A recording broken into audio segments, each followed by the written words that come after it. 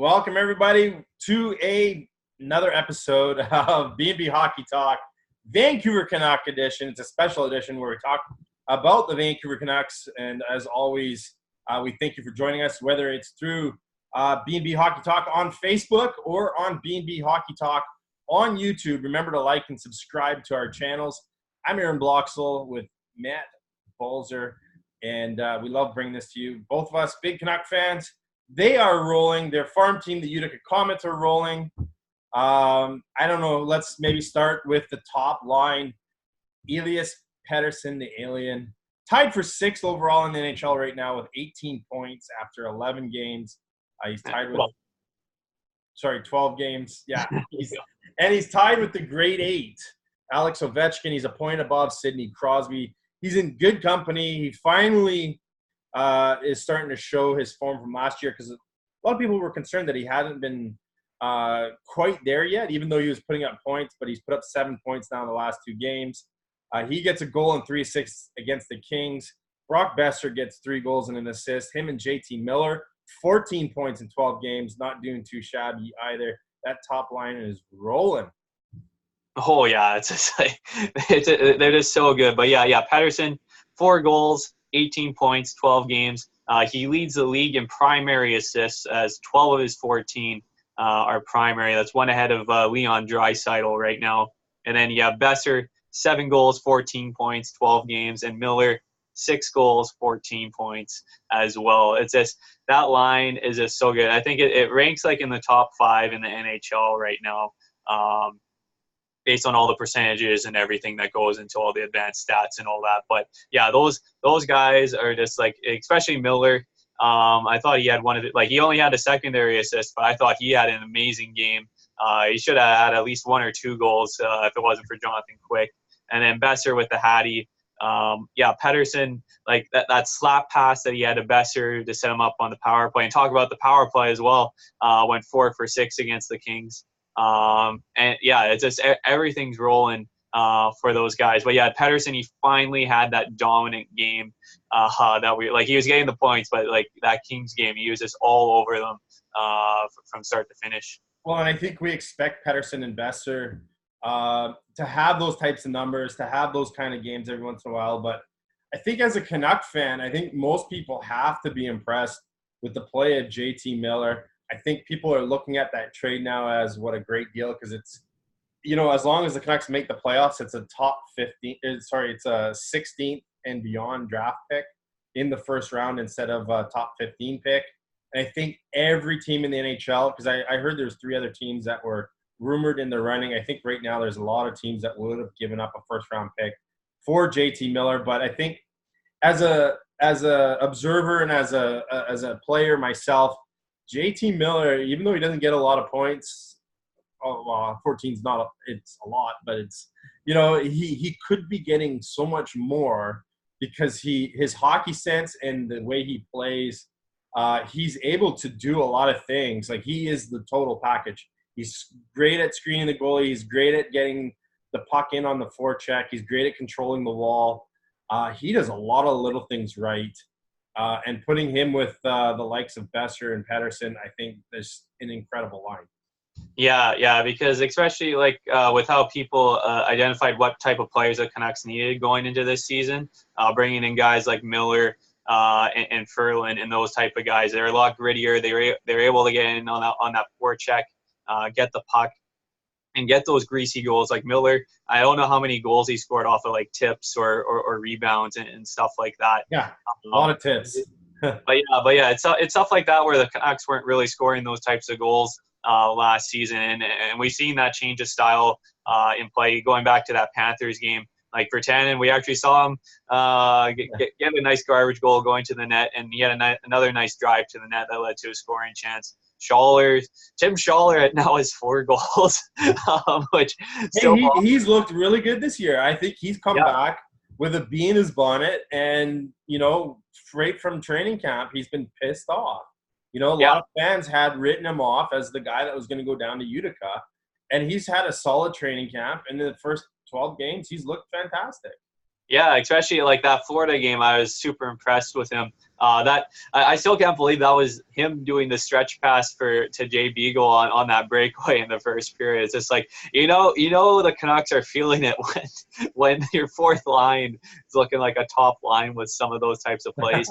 And Louis Eriksson, like, the LA game, he was pretty silent, but that Florida game, I'll give him props. He actually had a pretty good game. Even though he shouldn't be, he still shouldn't be in the lineup and stuff. But at least with Berchi getting called up with injuries and stuff like that, and we know with Furland now in concussion protocol after getting in a fight last night against the Kings. We finally get that chance to get Berchi in the lineup, which I'm happy about, even though Berchi's going to be a healthy scratch, I heard tonight. Yeah. Adam Gaudette, the hockey god, gets back in. Playing out of position a little bit, playing the wing. I'm very curious to see how he does on the wing, because I think if he can show that he can play the wing, I think he might be in the lineup a lot longer than just a couple of games. Yeah, it'll be interesting because I know with Berchi, I think he had like some flight delays getting over to Anaheim, so I think that's more of the reason why he's not in the lineup. But I'm hoping tomorrow. He's there. I've seen video of him high-fiving his teammates. So I'm just saying, if it wasn't for the flight delays, I'm pretty sure he would have gone in the lineup tonight. But I won't be surprised if tomorrow he's in against the Sharks. And I'm hoping they reunite him with Horvat and Virtanen. Yeah, exactly. I was just going to say it could be a Berchi, Horvat, Virtanen line.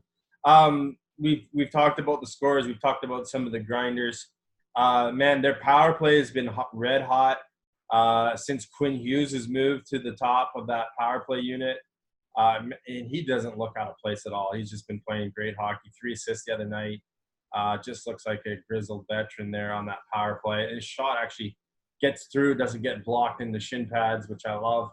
And then we talked about Schaller and Beagle. Their penalty kills look phenomenal as well. I believe their penalty kills now 4th in the league. Power play is now 5th in the league.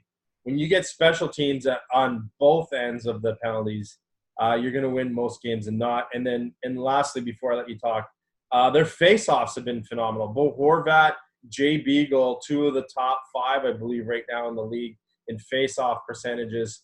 And the team as a whole, I believe, is in the top 5 with, I think, only Sutter struggling. But Sutter usually gets the tougher matchups. So pretty good so far, and statistic-wise, they're doing a lot of little things right. Yeah. So if you go off those face-off percentages, they're second in the league, only behind the Flyers, still at 55.8%. But Horvat operating at 61.2%, Beagle 64.4%, JT Miller's at 58%, and he's basically taking actually more than the majority of the draws than Pettersson. Pettersson's at 44.2 and Sutter's at 47.2. But like when you have 3 centers like that are just winning the majority of the draws, and that LA game, I think they won over 64%. Yeah, I think at one point they were like 74% on the night or something like that. By the way, about faceoffs, I heard Coach Travis Green asked why Miller takes more draws than Pettersson right now, and they were worried about Pettersson maybe with an injury or whatnot. And he said that was actually that line's call, that Miller takes more draws because Pettersson wants him to, and it's because he wins a lot more, and it's just part of the IQ on that line. Pettersson knows that, if there's a bad matchup or whatever, Miller's got a better chance, and they do that on their own. So off to them for recognizing that. Yeah, and we know Pettersson struggled last year in the face-off draw, so it's still something that he's learning to get really good at. And if you know Pettersson, I don't think he'll be overly long, maybe in a couple of years, where he'll be a really good face-off man with just everything that he loves to improve on. He's a perfectionist. Yes. He loves to be the best at everything. And then going to the special teams, the Canucks operating at 25.5%, tied for 5th in the league. But since Quinn Hughes has finally been... That's the power play, by the way. Yeah. Just so our listeners know. Yeah, for the power play. But ever since Quinn Hughes has finally been put on that top power play unit full time, the Canucks power play is operating at 38%, which... wow. 2 out of 5, basically. Yeah, which would be tops in the NHL, because I think Boston leads the league a little. Boston's is sick power play too. Oh man, I know. Washington's got to be right up there too with their power play. Yeah. Like I know Boston's power play is over 30% this year, with basically teaming up Pastrnak for goal after goal on that power play. Well, and when you take Pastrnak away, it's going to Bergeron in the middle or Marchand on the right. So yeah, and you got every power play that can give you a few different looks seems to have success. I mean, everybody knows you got to take away Ovi, but then Kuznetsov or Backstrom or Carlson's open, and I think the Canucks have slowly figured that out, and they've got a few different looks now on their power play. Yeah, and I'm liking because like I was a little disappointed with them going to their strong sides, but now they're switching it up. That sometimes they're on their one time with Bester and Pettersson on their one-timer sides, and then sometimes on their strong side. So they're throwing different looks on the penalty kill, because we saw Bester's opening goal there with Pettersson with that. Well, first the one-timer that got blocked by Martinez, and then Hughes gave it right back to him, and then that 6 slap pass to Bester backdoor is just so good. Yeah, and then they've also scored 13 power play goals so far, which is tied for second in the NHL, and only one back of Buffalo. Vancouver only had 43 power play goals all of last season. They already have 13, so they just need 30 goals more in the next 70 or so games to match last year's, which is great. And then their PK fourth in the league at 86.4%. What can you say? It's just like all those guys, Beagle, Schaller, Mott, before he got hurt, all those guys have been doing an excellent job, and nobody's gone down on the back end with injury yet, which has been great. I've seen Edler's average ice time has gone down a little bit. He was just averaging just below 25 minutes, and now that's down to 24-21. So that's a good 30 seconds of ice time. So and then the back end has really looked strong all season, all 6. Like as a unit, they look strong. Their PK has been strong. They're blocking shots, and like you said, guys like Tanev are actually not having to play, an extraordinary amount of time. They're able to even it out, and there's still room for guys like Ben and Stetcher to even play more if they need to. Yeah, like we saw like in that Florida game with them getting that early lead after the first period, where all 4 lines scored in under minutes to start that game, which I don't know the last time that's happened in an NHL game where you've gotten a goal that fast from each of your lines. It really helps. And then, of course, having that 5-1 lead after the first period, like we all know that Washington game where they were up 5-1 and then they collapsed. So the jokes were going around that just like, that 5-1 lead, you got to watch out.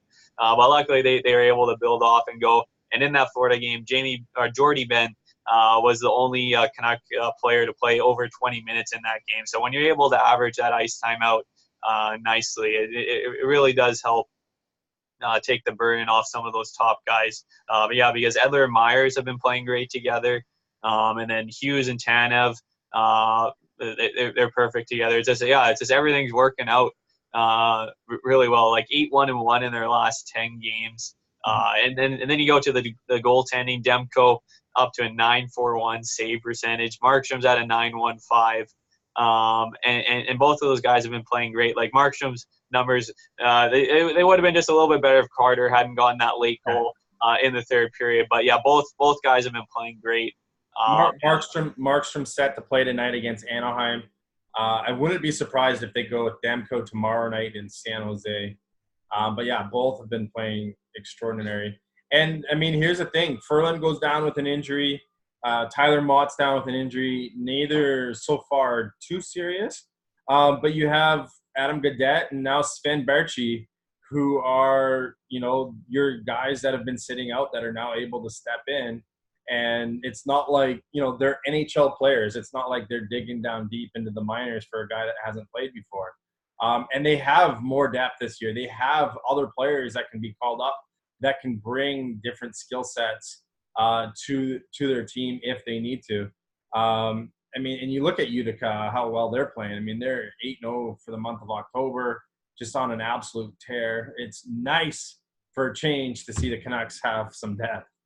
Yeah, I am a little bit concerned for Ferland because it is he is in concussion protocol now, and with all the stuff that he dealt with last year, and all that. And I am a bit mad that it was a staged fight that he did. It wasn't just something where one of his teammates got hit or something and then he went to step in.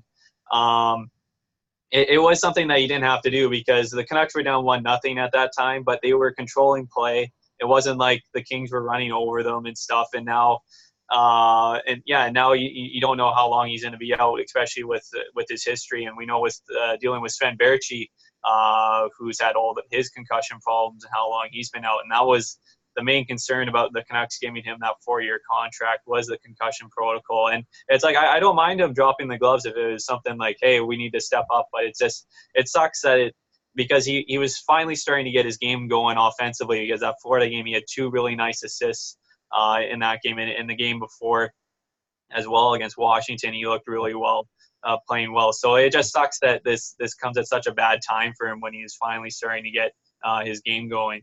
It is unfortunate. I do like the fact that, they have someone that's going to answer the bell like that. And it brings it shows other teams that they've got some guys now that are here that aren't going to put up with anything if somebody decides to target Petey or somebody like that. I like that aspect. But in all realisticness, if Ferland's out of the lineup for any length of time, I mean, do we really hurt ourselves by putting Barchi in for Ferland or Gaudette in for Ferland? I think talent-wise, it's almost a wash. And that's, I think, what I was getting at as far as the depth goes. It's nice to have guys that can come in that are going to be the same or maybe even better. Like Barchi might bring more of an offensive upside to the team.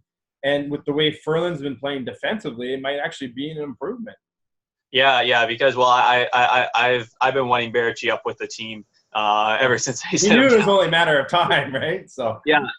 So I'm hoping they put him with Horvat and Virtanen when he does get in the lineup, because Barchi and Horvat's chemistry is pretty good from past seasons, and just the way that he's been playing in the AHL.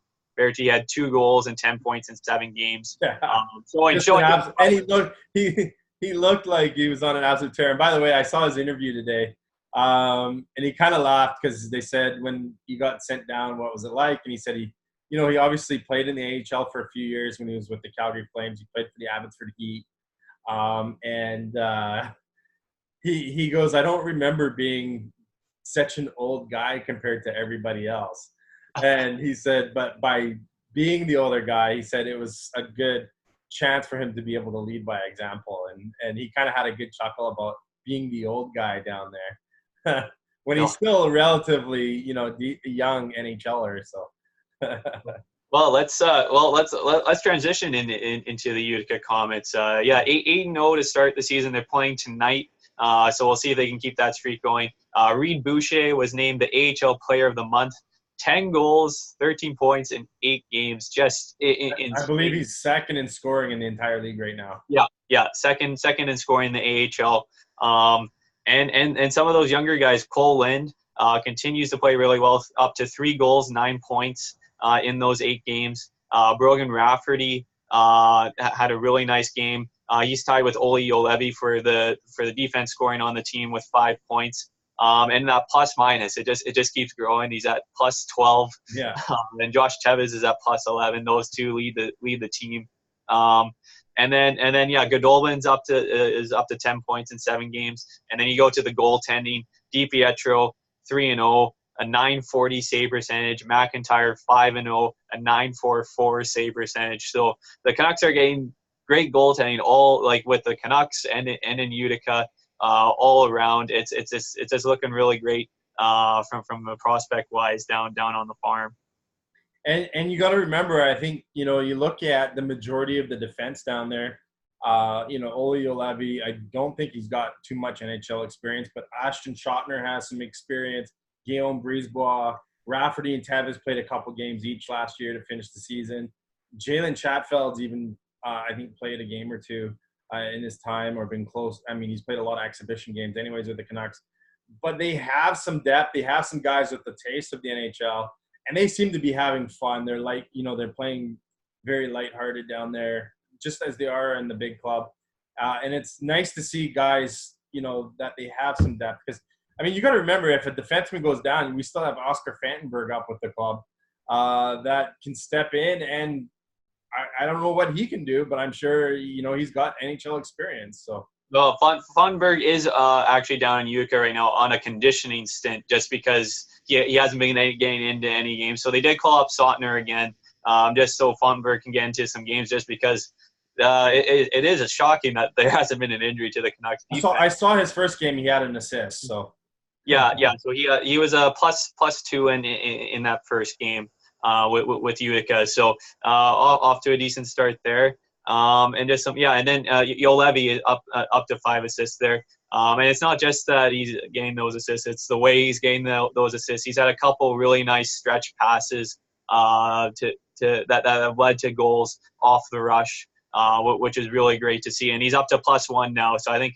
last time we checked, he was at 5 games and he was at a -3. So his defensive game is trending in the right direction as well, which is good to see. And then just going into some other prospect-wise. I was going to say, if you haven't seen Nils Hoglander's goal yet, it's only his first point, I think, in the last 5 games, but unbelievable goal. I'm sure you've seen it on our highlight page on Facebook. But wow, it definitely was the talk of the night that night. Oh, yeah. So that lacrosse goal, so it wasn't just that he scored it was just how he scored. So he was behind the net. He had a defender around him, and he banked the puck around the defender, off the back of the net, around the defender, and then picked up the puck on his stick and then scored the lacrosse goal with the defender and the goalie. And there wasn't much space if you really think about where he put it. It's just an insane goal. So he's up to 3 goals, 4 points in 11 games in the SHL. But that's really good for him being a younger guy playing against men in the Swedish Elite League, and pulling that goal off is just insane that he's going to. And then just some other updates. Tyler Madden really starting to heat up to 5 goals in 6 games now with Northeastern. William Lockwood now has 3 goals in 6 games after going pointless in I think like his first 4 games. Pug Colson, he's sort of been bouncing around again. He's been up with the KHL right now, so he's still only sitting at 12 games and 7 points in the VHL. So he's pointless in 11 games in the KHL, but he's still been sitting in at 13th forward. Yeah, so he doesn't get a lot of ice time. Yeah. So it's difficult development-wise when he's there, but still hoping that he can get some time in the VHL and continue that process. And then we go to Jet Wu and Carson Falk in the WHL with Calgary Hitmen. Wu is up to 7 points in 12 games, and Falk has 9 goals and 15 points in 11 games. He's really starting to surprise me. He's a guy that I'm trying to keep an eye on. I think he was a late, like a 5th-round draft pick or something, but they were really impressed with him at training camp. Yeah, and the last 2 I'll bring up, Petrus Palmu. I was gonna bring him up. He's lighting it up. Yeah, 4 goals, 11 points in 8 games in the Finnish league. Doing really well. He scored a nice goal the other day. And Tony Utanen, who's finally back from injury, has played in his first 2 games in Liga. Has an assist in 2 games there. He missed the start of the season, but now he's starting to get going. And last year, I think he was mostly like a 7th defenseman or whatever. He only had like an assist or 2 in 30 or 40 something games. Oh, and the Latvian goalie, Arturs Silvas or something like that. Yeah, he's got back-to-back victories in Barrie for the Barrie Colts. So. All right, yeah. So that's sort of a prospect update there. Linus Carlson, the guy that the Canucks got for Jonathan Dolan, has 4 goals and 8 points in 15 games in the Allsvenskan League, which is the tier 2 under the Swedish league. And so I haven't seen a whole lot of highlights from him, but at least he's producing there. After last year, it's sort of like, I'm not sure. And actually, they're talking fairly high of him, so that's good news out of Sweden. But yeah, other than that, that's about the big update. Yeah, Tyler Mott, if you don't know about his injury, he was seen in a walking boot and crutches, and he's supposed to be out around 1 to 2 weeks. So nothing long term there. And with the depth that the Canucks have, they should be able to get around that. Yeah. And if you haven't seen the Canucks intro video, their zombie White Walker effect, you can catch that on the Canucks YouTube page. And they also have a behind the scenes video of how they were able to film all that. It's super, super cool. And it's something that worth checking out. And last but not least, Kirk McLean was inducted into the BC Hall of Fame. And great. Captain Kirk. Great intro, by the way, by Tom Larscheid Yes. at the BC Sports Hall of Fame as he got all teary-eyed on Captain Kirk. So, Oh, it's just legend Tom Larscheid and Jim Robson were Oh. there to induct him, and it was great to see. Yeah, it's like nobody had Larscheid's energy. It's just I really do miss him when he did retire after. I think it was after 2011. I believe was his last year. I forget was the last time he was on 1040 before they had to part ways and all that. But yeah, Larscheid's energy after every goal or whatever, it's just you could feed off that every time. But yeah, and then of course, yeah, Kirk McLean, every time they bring up the save or whatever, it's still like, I know I wasn't born around yet. Yeah, we stayed I was born right after the '94 final. The save, man. Oh, yeah, man, you're showing your age. but yeah, I still remember it like it was yesterday, man. yeah, the save. Every time I see that replay, it's just, oh man, it's just so. It's one of the best saves I've ever seen, ever. So it was a no goal for Robert Reichel. Yes. But yeah, that sort of wraps up, I guess the show today. But yeah, the Canucks, the 2 road games, in Anaheim tonight, San Jose tomorrow, and then they get 2 days off, and then they're back at home for 1 game against St. Louis. I'll be at that game, so I'll be interested to see if they can do that. And then yeah, it's a weird schedule. Back home for 1 game, then they go on a 2-game road trip back to back. I think Chicago, Winnipeg, and then they got a 4-game homestand. And then they're on the road for the rest of the month. I think a 6-game road trip. Games, yeah. But yeah, this will be a big month because they've got some tough tests ahead of them.